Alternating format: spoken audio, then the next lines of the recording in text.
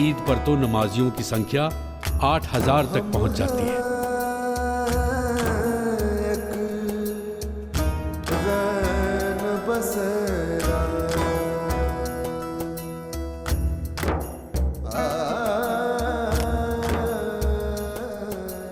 इस मस्जिद के पास ही है यहाँ की सबसे प्रसिद्ध पहचान, विशाल भव्य बादलों से बातें करता बादल महल दरवाजा।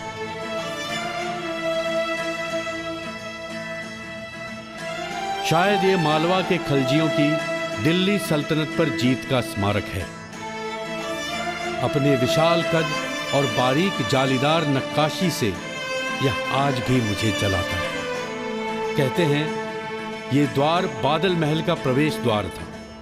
हालांकि बादल महल का अब कहीं नामो निशान नहीं दिखता, मगर ये दरवाजा अभी भी खड़ा है। तकरीबन मेरे और इस किले के साथ ही साथ बना यहाँ का प्रसिद्ध जागेश्वरी मंदिर। हुआ यूं कि महाराज कीर्तिपाल एक बार जब शिकार पर गए थे तब वे भटक गए और अपने साथियों से दूर हो गए। भटकते भटकते उन्हें जंगल में एक सरोवर दिखा। ये वही सरोवर है जो आज परमेश्वर ताल के नाम से जाना जाता है। ऐसा कहते हैं कि रोगहारिणी देवी जागेश्वरी ने स्वयं प्रकट होकर महाराज कीर्तिपाल को यह मंदिर बनाने का आदेश दिया। गर्भगृह में देवी जागेश्वरी की मुख्य मूर्ति स्वयंभू है।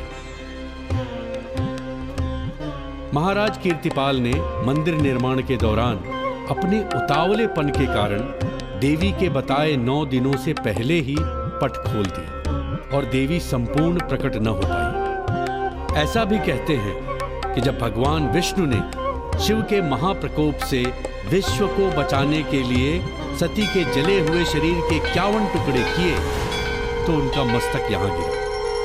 इसीलिए जागेश्वरी मंदिर 51 शक्ति पीठों में से एक माना जाता है। जागेश्वरी मंदिर के निकट ही एक और मंदिर है और उससे भी एक कहानी जुड़ी है।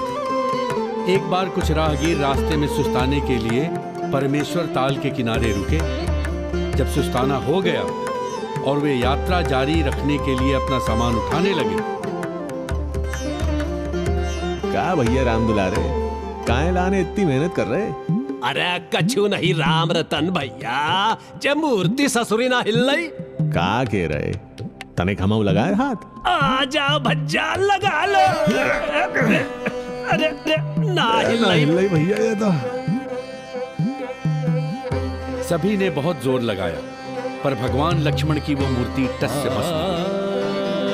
बात फैल गई और इस घटना को एक तरह का शगुन मानकर वहां एक मंदिर बनाया गया, लक्ष्मण मंदिर। उर्मिला पति लक्ष्मण, इंद्र पर जिसने विजय प्राप्त की उस इंद्रजीत पर भी विजय प्राप्त करने वाले लक्ष्मण, रामानुज लक्ष्मण।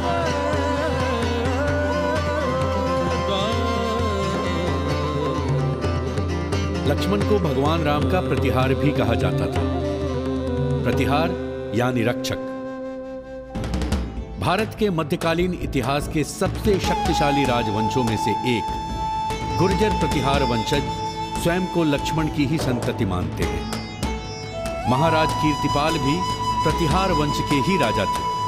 प्रतिहारों ने 8वीं शताब्दी के मध्य से 11वीं शताब्दी तक भारत के एक बड़े हिस्से पर राज किया और